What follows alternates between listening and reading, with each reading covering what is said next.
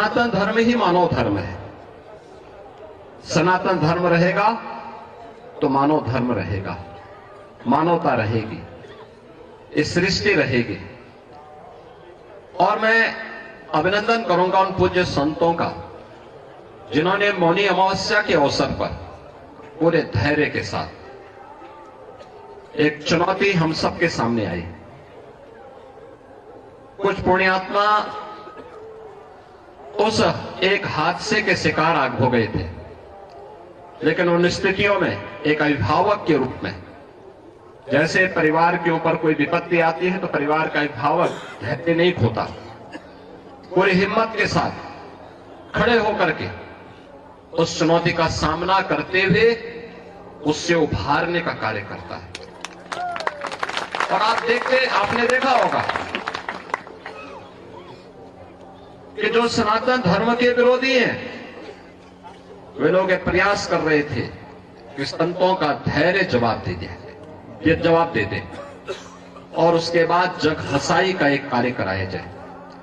लेकिन मैं अभिनंदन करूंगा पूज्य तुलसी पीठाधीश्वर जी का भी, पूज्य जूना पीठाधीश्वर जी का भी, अपने सभी 13 के 13 अखाड़ों का भी, पूज्य फूलडोल दास जी महाराज वृंदावन धाम से हमारे पास आए हैं, अत्यंत वरिष्ठ संत हैं।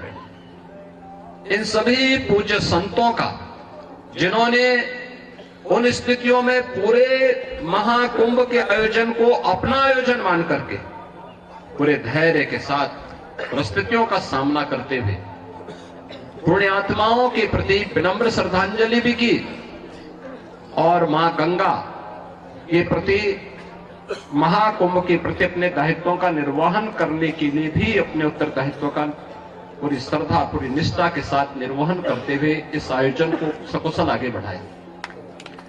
इसी का परिणाम है कि पिछले 19 दिनों के अंदर 32 करोड़ से अधिक श्रद्धालु अब तक प्रयागराज में मां गंगा, यमुना और मां सरस्वती की इस पावन त्रिवेणी में डुबकी लगा करके पुण्य के भागीदार बने हैं।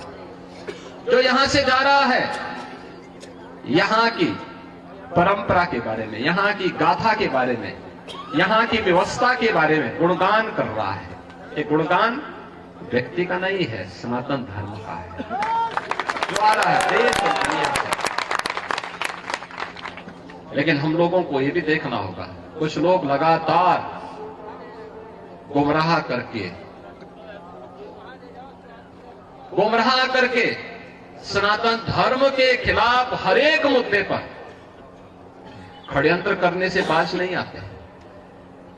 और आज से नहीं, बहुत पहले से हम लोग देखते रहे। राम जन्मभूमि से, राम जन्मभूमि मुक्ति आंदोलन के दौरान भी ये सभी पूज्य संत जन उस समय के भी साक्षी हैं।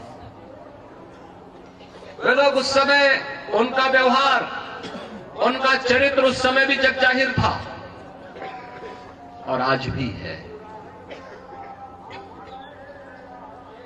ऐसे लोगों से सावधान होकर के सनातन धर्म के मूल्यों, उन आदर्शों के साथ इन पूज्य संतों के सानिध्य में हमें निरंतर आगे बढ़ना होगा, हमेशा आगे बढ़ना होगा। और जब तक पूज्य संतों का सम्मान है, सनातन धर्म का कोई बाल बांका नहीं कर सकता। और सनातन धर्म है तो दुनिया के अंदर जीव सृष्टि बनी रहेगी। ये सनातन धर्म की मजबूती पर निर्भर करेगा।